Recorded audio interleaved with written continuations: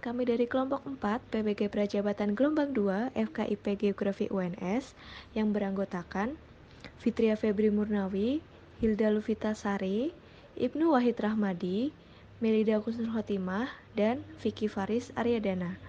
Di sini kami berkesempatan untuk membawakan konten materi mengenai pembelajaran berdiferensiasi guna memenuhi tugas demonstrasi kontekstual pada topik 1.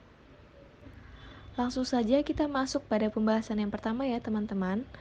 Apa itu pembelajaran berdiferensiasi? Seperti yang sudah kita tahu, seperti pembahasan pada saat-saat sebelumnya, Ki Hajar Dewantoro telah menjelaskan, anak-anak hidup dan tumbuh sesuai dengan kodratnya sendiri. Pendidik hanya dapat merawat dan menuntun tumbuhnya kodrat itu.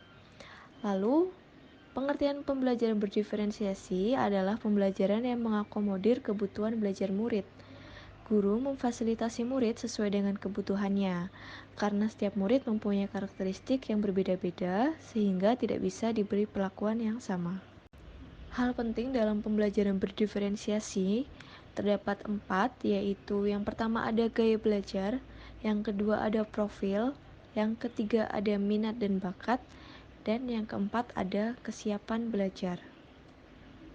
Karakteristik pembelajaran berdiferensiasi menurut Thomison tahun 2001, yang pertama yaitu pembelajaran berfokus pada tahap konsep dan prinsip pokok yang berkaitan dengan KD atau kompetensi dasar.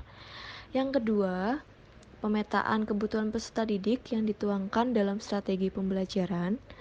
Yang ketiga, peserta didik aktif bereksplorasi di bawah bimbingan guru. Yang keempat, pengelompokan peserta didik dilakukan secara fleksibel, baik secara mandiri maupun berkelompok sesuai dengan tingkat kecerdasan dan gaya belajar. Yang kelima, pembelajaran berpusat pada peserta didik. Terdapat teori pendukung lain tentang pembelajaran berdiferensiasi, yaitu teori gaya belajar FAK atau Visual, Auditory, dan Kinestetik. Adalah gaya belajar yang awalnya dikenalkan oleh Walter Burkhardt dan kemudian dikembangkan kembali oleh Neil Fleming. Yang pertama, kita akan bahas tentang visual, yaitu belajar dengan gaya belajar visual menggunakan indera mata dalam mengamati, menggambar, mendemonstrasikan, serta membaca media. Yang kedua, ada audio, yaitu gaya belajar ini lebih sensitif dengan nada, suara, dan ritme.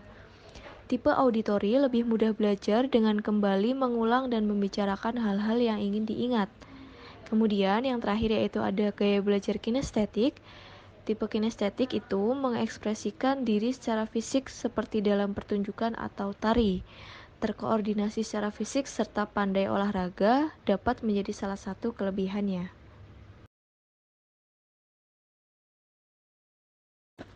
Nah, setelah berdiskusi dengan anggota kelompok kami mengenai pengalaman pembelajaran berdiferensiasi, kami menemukan pada saat pelaksanaan PPL 1, terdapat siswa berinisial GA yang memiliki minat sangat besar terhadap menggambar.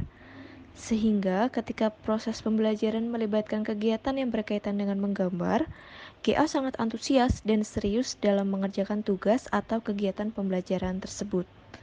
Hal tersebut terlihat ketika GA membuat produk pembelajaran berupa mind map yang dikerjakan dengan sangat serius dengan menggunakan peralatan menggambar pribadi yang inisiatif dibawa ke sekolah atas kemauan sendiri.